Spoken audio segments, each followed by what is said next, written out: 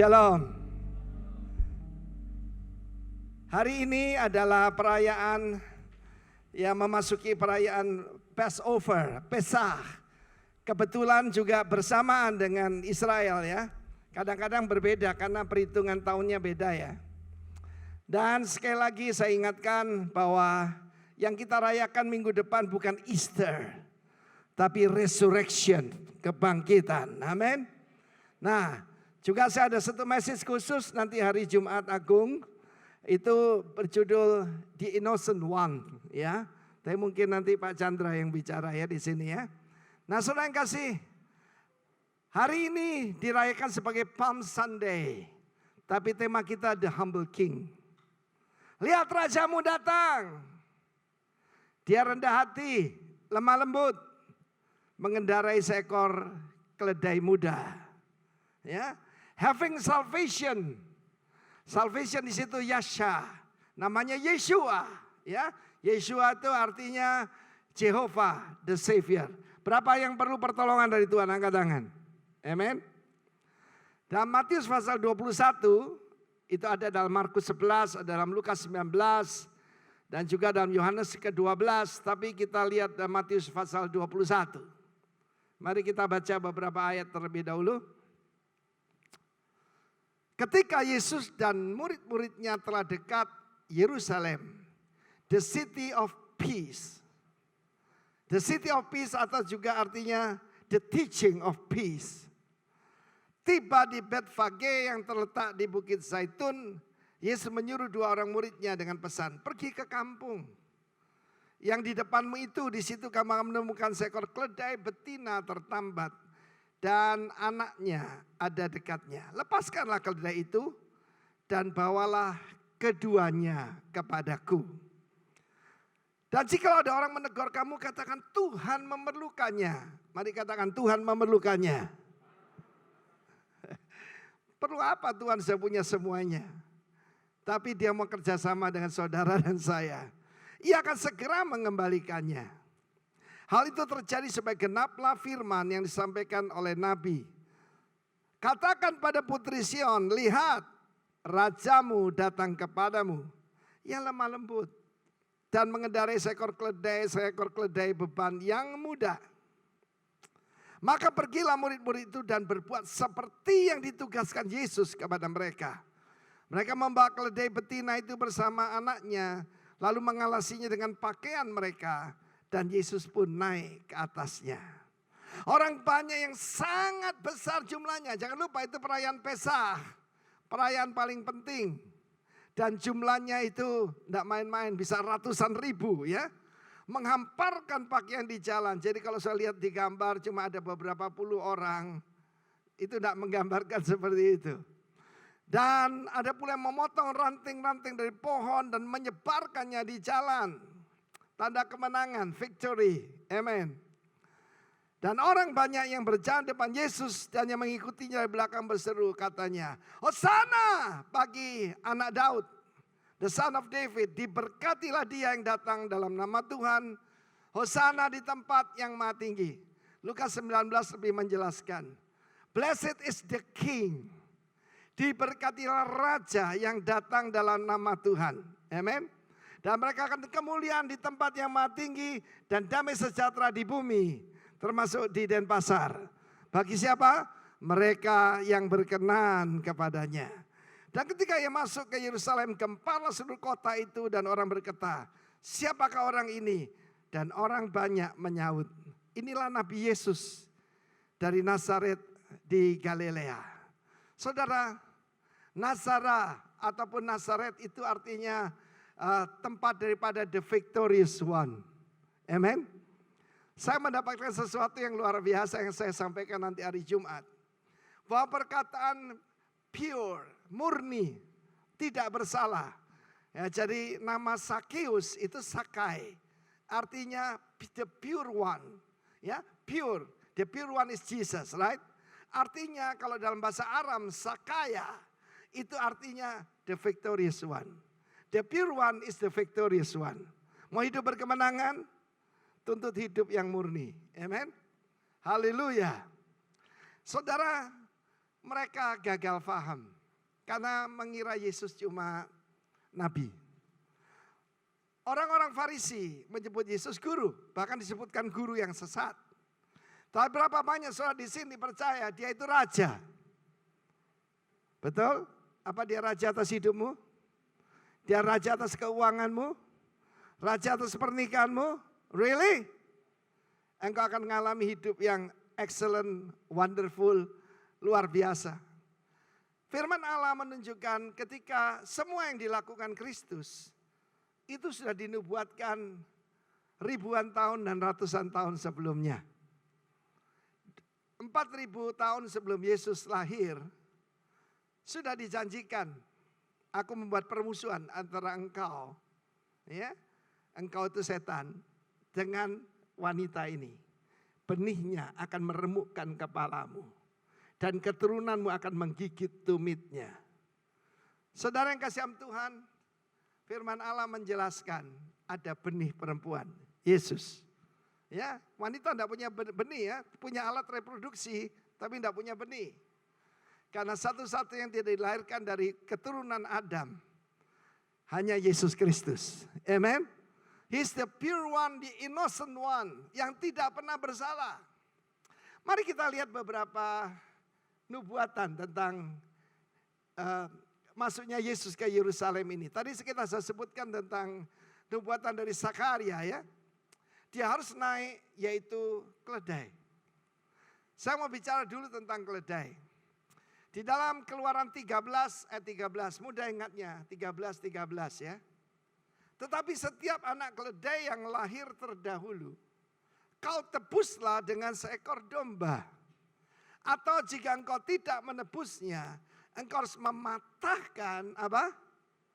Coba pegang lehernya, pegang tengkuknya. Keras atau empuk? Keras, kan itu keras kepala dan tegar tengkuk. Tetapi mengenai manusia, setiap anak sulung di antara anak-anakmu lelaki, haruslah kau tebus. Saudara yang kasih Tuhan, so wonderful. Yesus disebut, yaitu anak tunggal Allah. Tetapi kemudian, lewat kemurahannya jadi anak sulung. Ya, di dalam bahasa Chinese, kakak tertua itu ditulis dengan ada perkataan mulut, the spokesperson yang berbicara bagi keluarga. Dia adalah sang firman. Nah, saya bicara tentang keledai. Ada gambar yang indah nih. Keledai kalau lahir itu harus ditebus. Jadi keledai itu mahal. Kenapa? Harus ditambah seekor domba. Seekor domba yang tidak bersalah harus disembelih supaya dia tidak dipatahkan batang lehernya. Keledai itu menggambarkan saya dan saudara. Kalau saudara aja nanti marah pada saya ya. Ya, ada seorang ahli perkeledaian ya, tahu hobinya keledai. Ada yang tahu hobinya keledai? Enggak tahu ya? Enggak tahu. Hobinya bergulung-gulung di lumpur. Itu hobinya. Ya, anjing kembali pada muntahnya, babi kembali kepada kubangannya, tetapi keledai hobinya bergulung-gulung di tempat kotor. Karena itu munafik singkatan muka nabi, pikiran kotor. Amin.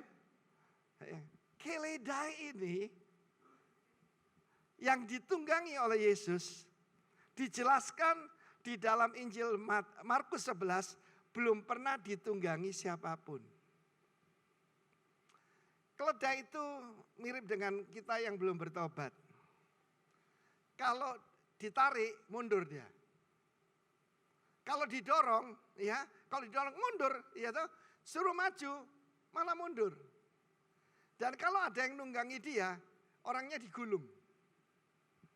Saya bayangkan si keledai itu berbicara kepada, ini orang dari mana nih? Dari Nazaret, gua gulung juga dia. Ibunya berkata, dia itu pencipta kita.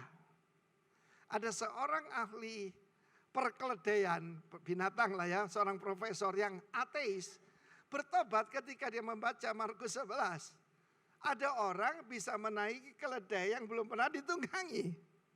Kita tahu untuk kuda ditunggangi saja, itu harus namanya break the horse. Harus dijinakkan. Saya dijinakkan 41 tahun yang lalu. Dulunya kayak kuda dan keledai, saudara ya. Kalau dikasih tahu, jangan pulang malam-malam. Mau apa? Pulang pagi. Ada yang seperti itu, enggak usah angkat tangan, malu-maluin. Enggak pria, enggak wanita, saudara. Ya, kalau diberitahu tuh tambah dilanggar. Nah, apalagi anak-anak sekarang, ya, itu saudaraku memang diajar untuk melawan orang tua. Saya kaget ketika di Manado sana, papanya dipanggil Sebe. Apa itu? Setan besar. Serem saudara, ibunya dipanggil Ajus. Bukan Esjus ya, Ajus, ajudan setan. Saya dengar tadi apa yang saya sampaikan, the culture of honor sudah tidak ada. Tetapi kita melihat di sini, satu gambaran yang sangat indah. Seekor domba di atas keledai. Perkataan righteousness dalam bahasa Mandarin, itu adalah domba di atas aku. Bisa ditampilkan ada gambarnya ini. Terdiri dari dua itu domba. Bisa artinya domba, bisa yang domba atau kambing, ataupun apa? Scapegoat, yaitu kambing hitam. Ataupun sacrifice, domba untuk persembahan. Dia datang pertama sebagai anak domba Allah, dilahirkan di Bethlehem, di padang gembala, menara domba. Itu tempat yaitu memelihara domba-domba yang dipersembahkan di bait Allah. Amin. Tapi di bawahnya ini apa? Ini aku, me. Bukan I tapi me. Soalnya lihat di sini ini tangan, ini benda tajam. Pisau paling tajam di rumahmu apa? Lidah kita. Berbahagialah suami atau istri yang punya suami atau istri yang lidahnya tidak tajam. Saya berbahagia. Ini bojoku.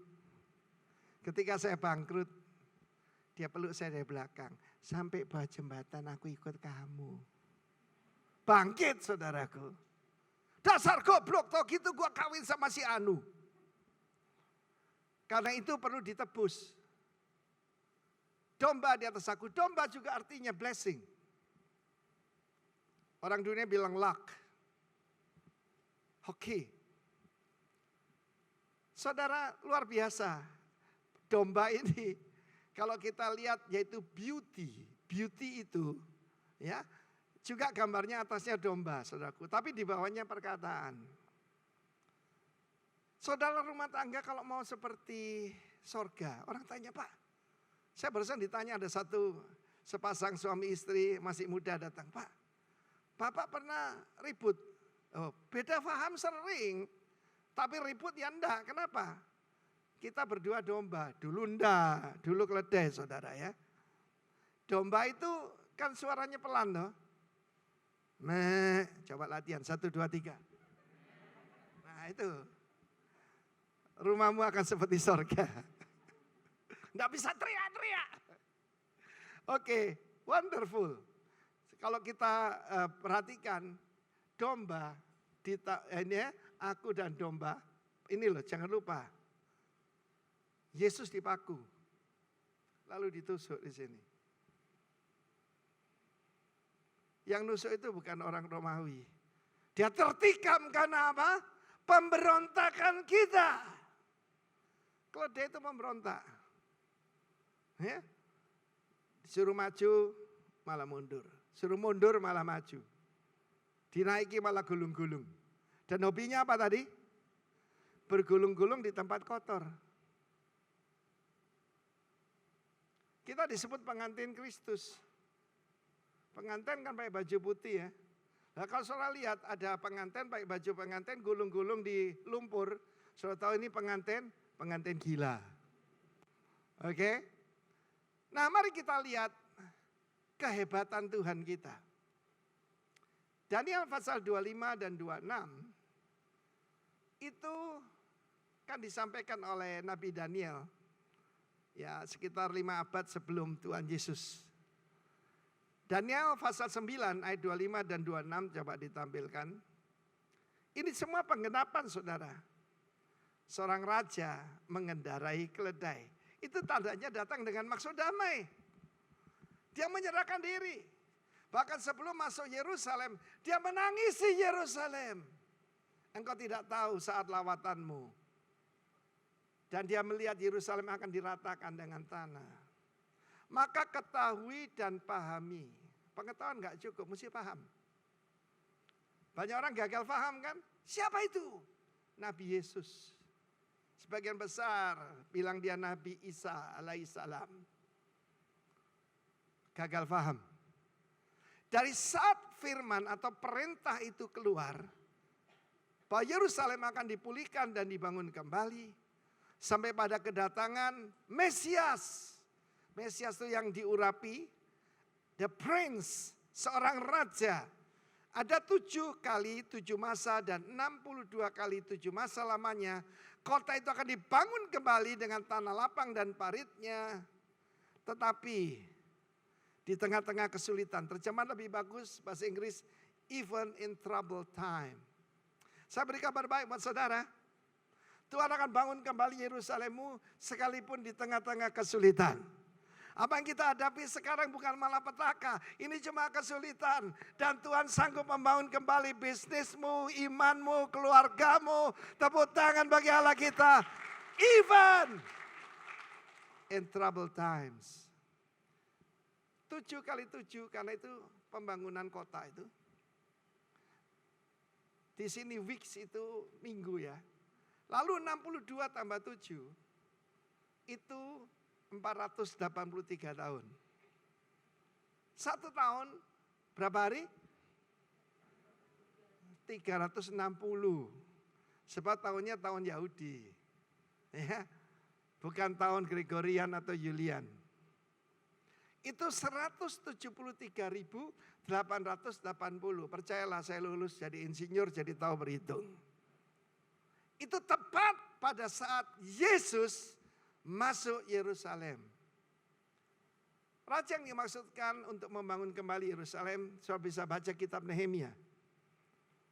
Raja Syria saat itu, bukan Syria, Raja Persia yang menguasai sebagian besar, yaitu Timur Tengah waktu itu, Iran, Irak, Syria, termasuk Israel dikuasai. Itu tahun 445 kalau Masehi. Sebelum Masehi, BC, ya. Lalu kalau dihitung 173.000 itu pernah dicatat, pernah dihitung. Siapa yang hitung? Bukan orang sembarangan. Sir Robert Anderson itu kepalanya Scotland Yard, FBI-nya Inggris. Dia membuat sebuah film, The Coming Prince. Dan dia hitung masuknya itu yaitu tanggal 6 April kalau penanggalan kita, tanggal tahun 32 Masehi. Yesus masuk Yerusalem 173.880 hari. Saudara, kalau saya tanya sampai kapan pandemi ini? Nobody can answer. Datangnya pun tidak tahu. Tapi kita punya Tuhan yang bisa menentukan tanpa gagal masuknya Messiah the Prince pada tanggal yang tepat itu. Dari orang ateis, Robert Anderson menjadi pengikut Kristus. Waktu dia lihat, what kind of God is this? Saudara, dalam hidup saya ada hal semacam itu. Ada hal yang kecil yang menunjukkan Tuhan menyertai saya. Saya berlutut ditabiskan jadi pendeta pada ulang tahun saya ke-40. 40 itu ada artinya. On my birthday ke-40 saya ditabiskan pendeta penuh. Buat orang lain tidak berarti, buat saya berarti. Karena apa? Ini dulu keras kepala, sombong. Masih kelihatan ya? Tapi Tuhan coba nunjukkan. I choose you. Hari ini, 366 hari. Mulai 27 Maret yang lampau. Kita saben hari dikirim makanan. Setiap hari tanpa luput. Ya. Kemarin termasuk ya kiriman dari Pak Antoni. Waktu hari Jumat tidak ada yang ngirim. Kita juga heran. Jam 5 sore ada orang kirim hikwan. Jangan ngiler. Apa yang Tuhan mau tunjukkan pada saya? Ajarkan. Tidak usah khawatir. Aku pelihara kamu. Aku pelihara kamu. Saudara, Yerusalem sudah rata tanah. Mereka menangis. Temboknya hancur. Pintu-pintu gerbangnya dibakar habis. Raja kafir yang membiayai untuk pembangunan Bait Allah. Dan sudah ditentukan 69 kali 7 tahun Messiah the Prince akan masuk. Ayat 26 sekarang. Sesudah ke-62 kali 7 masa itu akan disingkirkan seorang yang diurapi. Jadi 7 kali 7 itu pembangunan kota. Lalu kemudian akan disingkir. Singkirkan ini adalah karat. Karat itu dipotong, disembeli. Siapa yang disembeli? Messiah the Prince. Sekalipun tidak ada salahnya apa-apa. Saudara, saya mau tanya. Sakius artinya apa? Ya, coba tanya orang lain. Mereka bilang pendek. Tidak ada orang Kristen pakai nama Sakius. Ada seorang teman saya, memang kecil saudaraku. Ya, perkenalkan Timotius, nama saya Pendeta Sakius. Kok tidak salah dari Caruban saudara, teman saya ini dari Jawa Timur. Sebab kan Sakius artinya pendek. Saya bilang guru sekolah minggumu perlu dipecat. Murni. Tidak ada salahnya apa-apa. Bahasa Inggris berkata, not for himself. Kenapa orang Yahudi tidak saya ngerti? Mereka tidak mau baca Yesaya 53. Padahal kita mengira dia kena tulah. Ya kena tulah, kena azab. Bukan karena salahnya sendiri, karena kita. He's the innocent one. He's the pure one. He's the holy one. Tidak ada salahnya apa-apa. Lalu kemudian datanglah rakyat, seorang raja memusnahkan kota dan tempat kudus itu. Tapi raja itu akan menemui ajalnya dalam air bah. Nah, sampai pada akhir zaman akan ada peperangan dan pemusnahan seperti yang telah ditetapkan. Kalau kita baca mulai ayat 20 sampai 27 ada 4 raja di situ. Satu God, orang Chinese panggil Sangti. Kaisar yang ada di atas, Heavenly Emperor. Yang kedua, Messiah the Prince, Sang Putra. Lalu ini rakyat yang jadi raja, Titus. Matinya itu aneh, panasnya tidak bisa turun, lalu dibawa ke tengah laut. Mati di situ. Firman Allah menunjukkan dan yang keempat ayat 27. Seorang raja yang keras, yang membuat perjanjian dengan Israel, Antichrist. Ada 4. Tapi hari ini kita berbicara tentang the humble king. Kan kurang keren dong. Kalau naik keledai muda lagi. So bayangkan kalau Raja Salman naik motor bebek. Kan kurang keren. Waduh saudaraku, untuk turun dari pesawat aja pakai escalator. Dia tidak mau melangkah saudara. Sebab Joe Biden naik tangga itu jatuh 3 kali. Raja Salman sampai di Bali, eskalatornya macet. Jalanlah dia. Tetapi Yesus sangat rendah hati. Tanpa salahnya apa-apa. Saya mungkin agak keliru, saya lupa memperingatkan. Ini minggu paling penting perayaannya. Tebus nanti hari Jumat dan hari Minggu. Ucap syukur kepada Dia. yang menanggung segala akibat daripada kesalahan kita. Ganjaran yang mendatangkan keselamatan telah ditimpakan kepadanya. Sebetulnya 25 ya bagus sekali, yaitu untuk menghentikan kefasikan. Untuk menghentikan dosa. Itu namanya keselamatan.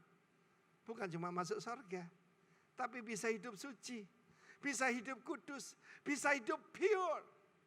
Seringkali ada pikiran-pikiran aneh tolak. Istri saya mungkin pernah lihat saya keplak kepala saya sendiri. Kenapa? Ada pikiran aneh sayang. Plak. Loh kok diam saudaraku? Saya tempeling kepala saya sendiri. Sebab orang jatuh mulai dari mana? Dari melihat. Cuma melihat. David melihat Batseba sedang mandi. First look maybe okay. But second look not okay. Hati-hati kalau hatimu mulai tertarik. Hati-hati. Apalagi ada tulisan S-A-L-E. Apa itu? Sale. Bukan pisang sale saudara. Itu saya ngajarkan jemaat kalau belanja jangan lagi lapar. Nanti kalap. Amin. Istri saya ngajar. Kalau kamu belanja di toko, pakai pakaianmu dan arlojimu yang paling bagus. Supaya tidak beli-beli yang lain. Kamsyah. Mari kita lihat saudaraku selanjutnya. Apa yang Yesus lakukan waktu masuk Yerusalem. Jadi pertama-tama yang mengenali Yesus itu anak-anak sederhana. Anak-anak kecil. Orang-orang biasa. Ya justru yang doktor teologi, yang ahli-ahli Taurat tidak mengenali dia. Bahkan marah kepada dia. Lukas 19 menjelaskan. Blessed is the king who came in the name of the Lord. Bukan sembarangan king. He's the God king. Mazmur pasal 2. Aku telah melantik rajaku di Sion. Pertama kali Yesus memproklamirkan bahwa dia adalah Mesias. Kalau yang lain, bangkitkan orang mati, nyembuhkan orang kusta. Ojo ngomong-ngomong ya. Karena waktunya belum tiba. Sekarang waktunya. Saya sungguh mengucap syukur bahwa Alkitab kita isinya bukan dongeng. Isinya bukan cuma peraturan, tapi isinya nubuat. Kalau kedatangan yang pertama begitu precise, kedatangan kedua pasti cuma tidak disebut tanggalnya. Kalau nubuatan orang-orang di suku nubuatan itu kan ilmu gatuk, saudaraku. Ronggo Warsito berkata begini. Mbok rondo kilangan kiso, isine gula kelopo. Diterjemahkan apa? Ratu Wilhelmina. Itu kan rondo toh, janda. Kehilangan peti perhiasan isinya gula dan kelapa Indonesia. Itu ilmu gatuk. Ini disebutkan sampai tanggalnya. Dan bagaimana mendapat pertolongan dari raja? Berseru kepada Tuhan. Hosana! Save us my king! Ketika saya masuk ke rumah sakit, pertama saya mengakui dia. You are the God that healed me. You are the Lord my healer.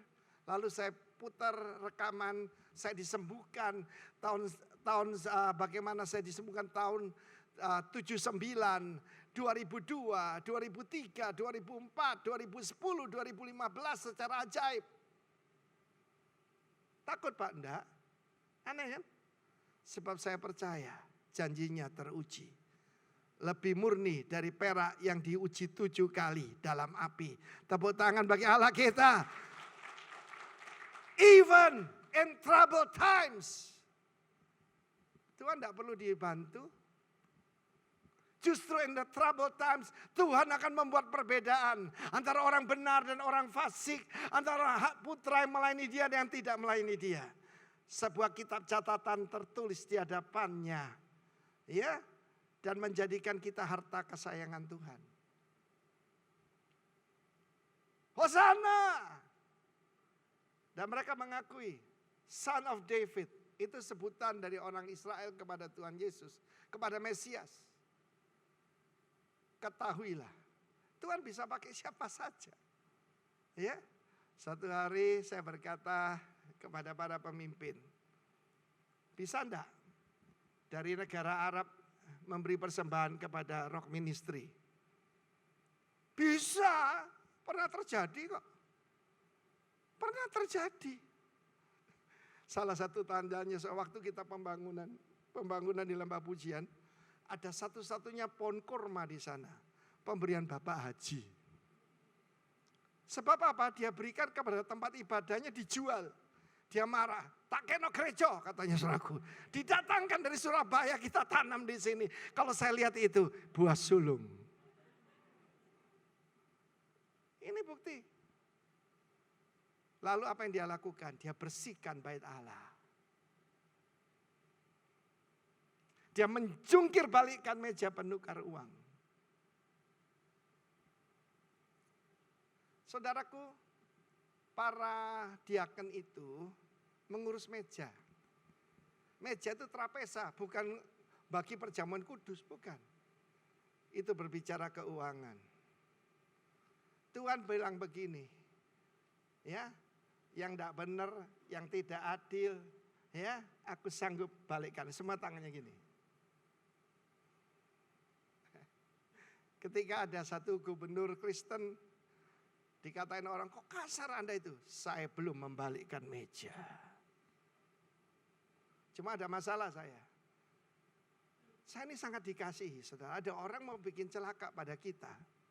Ada anak rohani saya datang ke kantor itu, dia gebrak mejanya, dia balikkan mejanya. Om, saya tiru Tuhan Yesus katanya. Ya jangan loh. Tapi it happens. Cuma saya pada waktu membaca ini, Tuhan berkata, aku bisa membalikkan keadaanmu. Ayo semua begini. Lebih gampang dari itu. Tuhan sanggup merubah keadaan kita. Tepuk tangan bagi Allah kita. Tepuk tangan buat Tuhan saudaraku. Haleluya.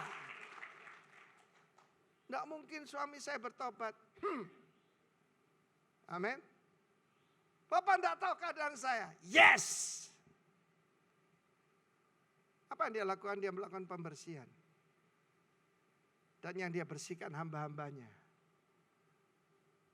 Saudara, belakangan ini saya dengar tentang Ravi Zacharias. Mereka membayar detektif untuk menyelidiki kesalahannya. Orang sudah mati. Ayah daripada yaitu pendeta Hillsong Brian Houston, Frank Houston pernah salah.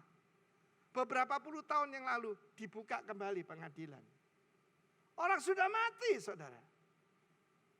Waktu melihat itu, ada rasa dingin di tulang belakang saya. Untuk memperingatkan. Betapa suci dan kudusnya kita yang menantikan kedatangan hari Tuhan. Lalu pada saat itu Yesus melakukan sesuatu yang revolusioner. Ini gara-gara gagal paham ini. Orang buta dan lumpuh tidak boleh masuk ke bait Allah. Katanya orang lumpuh dan buta dibenci oleh David. Jadi the son of David juga pasti benci. Mereka gagal paham. Waktu itu ketika David mau merebut kota Yebus, yang jadi City of David lalu jadi Yerusalem, dia dihina. Kamu mau ke sini? Ya? Orang buta dan orang lumpuh saja bisa kalahkan kamu. Kalau pergi ke Israel, ke Yerusalem, jangan lupakan satu tempat namanya yaitu the City of David. Dan itu di luar kota Yerusalem yang sekarang. Itu aslinya. Dan di situ ada satu terowongan air, saudara. David dengan yaitu tentaranya masuk lewat terowongan itu. Hebat sekali ya. Cuma yang gemuk enggak bisa lewat. Kalau Gilbert lewat sana nyangsang dia saudaraku. Yang bisa Pak Chandra. Amin. Yesus berkata, rumahku seharusnya disebut apa? Rumah doa bagi segala bangsa, tidak cuma untuk orang Yahudi. Tapi kamu yang menjadikannya sarang penyamun. Ada suami protes sama Tuhan. Tuhan, dulu waktu pacaran istri saya manis sekali. Sekarang kok cerewet Tuhan, kenapa ini? Tuhan menjawab, aku menciptakan istrimu sebagai wanita. Tapi yang menjadikan istri itu kamu, kata Tuhan gitu. Berbahagialah suami-suami yang istrinya tidak pek. Amin. Berbahagialah Pak Chandra. Berbahagialah Timotius. Haleluya. Saudara, yang dilakukan Tuhan luar biasa. Dia menyembuhkan orang buta dan orang lumpuh. Dan betapa sukacitanya mereka masuk ke sana. Dan anak-anak kecil sekali lagi memuji Tuhan. Di mana sekali ini? Di bait Allah, bukan di jalan-jalan. Mereka berkata, yaitu blessed he who came in the name of the Lord. Apa yang terjadi? Yang marah siapa? Tokoh-tokoh agama. Marah saudara. Yesus berkata, suruh diam. Tidakkah kamu baca? Dari mulut bayi-bayi dan anak-anak yang menyusu telah kuletakkan dasar kekuatan karena lawan untuk membungkamkan musuh dan penendam. Di dalam Lukas 19 ketika saudaraku di jalan dari Bukit Zaitun untuk masuk Yerusalem. Pada saat itu seorang memuji dia. Ya, berseru kepada dia, Hosana, Hosana. Baruch haba beshem Adonai, diberkati dia yang datang dalam nama Tuhan. Disuruh diem. Dia berkata batu-batu akan berteriak. Suami yang kepala batu, yang hatinya keras kayak batu hitam, bisa bertobat. Buktinya saya. Amin. Boleh tanya istri saya. Dulu saudaraku kalau datang ke kebaktian ya supaya kelihatan sopan lah. Kelihatan punya agama gitu. Dalam Alkitab saya, dulu kan tidak ada iPad. Dalamnya buku silat, saudara. Ngaku sebelum diketahui. Yaitu Koping Ho. Famili Pak Chandra itu Koping Ho. Saudara yang kasih Tuhan. That kind of God that we serve. Allah yang seperti itu yang kita layani. Tidak ada Allah seperti aku, kata Tuhan. Yesaya, dalam kitab Yesaya memberitahu akhir dari awalnya. 173.880 hari tanpa meleset. Mesias, the Prince, masuk ke Yerusalem. Untuk apa? Untuk dipotong. Dia tahu itu. Ada satu tempat lagi kalau ke Israel, jangan luputkan. Itu ada satu gereja lama ya. Di depan daripada the Golden Gate. Pintu timur itu, di situ Yesus nangis. Nangisnya bukan keluar air mata gitu. Tapi nangisnya meratap saudaraku. Dia berkata, Yerusalem, Yerusalem, betapa rindu hatiku. Untuk seperti induk ayam mengumpulkan anak-anaknya. Tapi engkau tidak tahu saat Allah melawat kamu. You don't know the day of your visitation. Saya divisit oleh Tuhan beberapa kali, tapi yang pasti waktu saya bertobat itu. Sebelumnya pernah saya tolak, saudara. Waktu saya usia 14 tahun, I heard the gospel. Saya mendengar panggilan untuk saya bertobat melayani Tuhan, saya tolak. Apa? Jadi pendeta, melarat, kurang keren. Tapi 14 tahun kemudian saya bertobat sungguh-sungguh dan berjanji. Saudara, menyembah itu bukan nyanyi bahasa roh. Menyembah itu muka ke tanah gini loh. Dan saya janji. Kalau engkau beri kesempatan saya hidup, kemanapun kau suruh saya mau pergi. And here I am. Bisa mengabarkan kepada Anda, Tuhan sanggup membalikkan keadaan kita. Semua begini. Kurang cepat, ada yang kok Parkinson gitu. Amin. Dalam film The Passion, Bagian paling akhir mestinya kan klimaks ya. Tapi di situ digambarkan batu penutup kubur Yesus tuh jatuhnya pelan-pelan gini. Kalau dalam kitab Injil Yohanes itu terpental. Sampai sekarang, the Garden Tomb yang dipercaya kubur Yesus yang di luar kota Yerusalem, bukan yang di dalam kota. Penutupnya tidak ketahuan, beratnya 2 ton. Karena itu tidak heran para wanita tanya, siapa ya? Nanti yang menggulingkan kubur. Maria, kebanyakan namanya Maria kan. Ada Yohana, ada 2-3 Maria. Apa kita bisa? Bukan cuma itu. Ada 4x4 tentara Romawi berjaga di depannya. Lalu ada apa? Meterainya kekaisaran Romawi. Tidak usah pikir soal itu. Dia lebih dari sanggup. Tepuk tangan bagi Allah kita. Wow, haleluya.